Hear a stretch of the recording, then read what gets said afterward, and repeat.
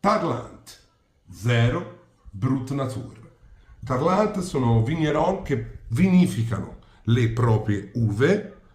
Qui si parla, come lo dice anche la parola, di un Brut Nature, quindi un dosaggio zero, non vengano aggiunti zuccheri. Come uvaggio abbiamo 32% di Chardonnay, 32% di Pinot Noir e 32% di Pinot Meunier.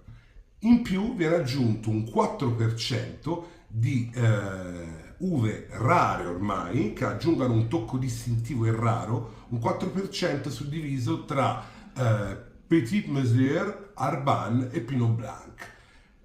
Una bottiglia, un champagne che fa 5 anni e 3 mesi all'incirca sui lieviti, quindi tanto per essere, diciamo, una loro entry level, siamo all'intorno sui 70 euro come bottiglia.